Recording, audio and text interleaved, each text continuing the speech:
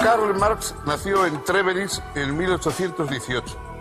Proveniente de la izquierda hegeliana, planteó la unión de teoría y práctica para transformar el mundo. Expuso que la naturaleza de los individuos depende de las condiciones materiales. Las instituciones políticas, religiosas y legales, así como las ideologías por medio de las que los hombres comprenden el mundo en que viven, su lugar en él y su propio ser, están condicionados por la base económica de la sociedad. Por eso el hombre solo podrá realizarse plenamente en una sociedad verdaderamente racional y libre.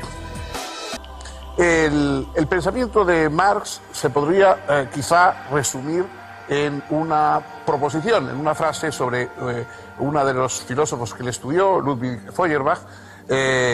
Hizo un estudio con unas tesis sobre Feuerbach muy breves, y una de esas tesis, la número 11, que es la que ha llegado a ser más célebre, dice: los filósofos hasta hoy han tratado de comprender el mundo, pero lo que se trata es de transformarlo. Quizá eso es el resumen del impulso filosófico de Marx. No quiso simplemente comprender el mundo, sino transformarlo, pero naturalmente sabía que no se puede transformar la realidad sin haberla comprendido primero. Este es el planteamiento. A partir de esto, Carlos Marx desarrolló un pensamiento complejo y de un impacto histórico extraordinario. Los materialismos de la antigüedad, el materialismo de un Demócrito, de un Epicuro, de un Lucrecio, eran materialismos, digamos, en el sentido científico, es decir, se explicaban que todo está hecho de átomos, que la realidad no tiene espíritu, sino que todo es cuerpo y cosas por el estilo. Pero no se introducían en el campo de lo histórico. El materialismo de Marx parte efectivamente de estos materialistas clásicos de la antigüedad, pero introduce la dimensión histórica. Lo importante no es solamente que todo el mundo es material, que todo el mundo está hecho de átomos y de cuerpos, es decir, que no hay elementos de espíritu sobrenaturales en la realidad, pero es que esto también influye en la historia. También los pueblos, las sociedades, el mundo, digamos, en que vivimos, está basado en condiciones materiales. Normalmente ponemos los ideales, las grandes palabras, las virtudes, la justicia, los más elevados sentimientos por encima de la realidad, y no nos damos cuenta de que son, piensa Marx, las condiciones materiales las que determinan realmente las sociedades. Los seres humanos vivimos de acuerdo con nuestras posibilidades tecnológicas, de acuerdo con las desigualdades económicas, es decir, con la jerarquía que da el hecho de que unos posean y otros tengan que trabajar para los que poseen y para su subsistencia. Esas condiciones materiales, esas condiciones que surgen de lo que comemos, lo que producimos, de la tecnología que tenemos para fabricar y para poder viajar y para poder conocer, todas esas condiciones materiales son las que determinan lo demás. Nuestras ideologías, las explicaciones racionales que damos del mundo, eso todo es posterior a las condiciones materiales. Nosotros creemos que lo importante es las ideologías espirituales que explican lo real. En realidad es esa base, esa infraestructura material la que explica, la que da cuenta y se expresa a través de las ideologías políticas, religiosas, etc. Por lo tanto, según Marx, los hombres solo podrán realizarse plenamente en una sociedad libre y racional. Ahora bien, en la sociedad capitalista, grandes sectores de la población son relegados a condiciones inferiores de vida en nombre del principio de la división del trabajo. Esto significa que, en términos hegelianos, la sociedad capitalista carecía de realidad racional. Ese texto, el Manifiesto Comunista, fue publicado en febrero de 1848. Allí, Marx y Engels plantearon que la historia de las sociedades es siempre historia de las luchas de clases. Este principio fue la base de lo que luego se llamaría el materialismo histórico. La fuerza de la obra de Marx se centra en un tema económico esencial. Es decir, Marx piensa que los seres humanos, que estamos obligados a trabajar para reproducir nuestras sociedades para obtener los alimentos, el cobijo, la protección que necesitamos y, en fin, para desarrollar nuestra vida en común, los seres humanos, digo, estamos alienados en el sentido de que la mayoría de nosotros no somos verdaderamente dueños de lo que hacemos y de nuestro trabajo. ¿Por qué? Porque hay una distribución socialmente injusta. Hay un mundo de poseedores del capital, de la masa fundamental económica de una sociedad determinada, que facilitan y aportan el dinero para la producción, para la maquinaria, etcétera, en la que van a trabajar el resto de los miembros de la sociedad, y obtienen ese producto, pero además obtienen una parte excedente de lo que produce esos trabajadores, que en vez de ir a los propios trabajadores que lo han producido, va a los dueños de los medios de producción, de ese capital, de esa acumulación económica, que es la sustancia, digamos, la base de una economía burguesa desarrollada, etc. Es decir, que el dueño del capital obtiene naturalmente lo que ha invertido en el trabajo, en pagar y costear el trabajo de los demás, pero también una plusvalía, una cantidad excedente superior que le permite ir acumulando cada vez más, mientras que los trabajadores nunca llegan a ser dueños plenamente de lo que están haciendo, de lo que están construyendo, etcétera, etcétera. Bueno, esto es una teoría infinitamente mucho más compleja, mucho más rica, que escribió en su gran obra El Capital, y que ha dado lugar a un movimiento histórico. Es decir, el comunismo fue un grupo de personas que poco a poco se fue extendiendo a lo largo de Europa y que causó la revolución en Rusia, etcétera, de gente que piensa que ese capital no debería estar en manos privadas, sino que debería de alguna forma ser dueño todos los trabajadores también de ese excedente que están produciendo, y que eso se debería repartir igualitariamente en la sociedad. El Manifiesto Comunista es uno de los textos más célebres y más, digamos, extraordinarios como elemento subversivo, como evangelio, digamos, de una nueva clase, que se han escrito nunca. Y Marx no se limitó simplemente a ser un teórico, sino que a la vez impulsó todo este movimiento de renovación y de transformación, de acuerdo con su idea que no se trata solo de comprender el mundo, sino que hay que cambiarlo.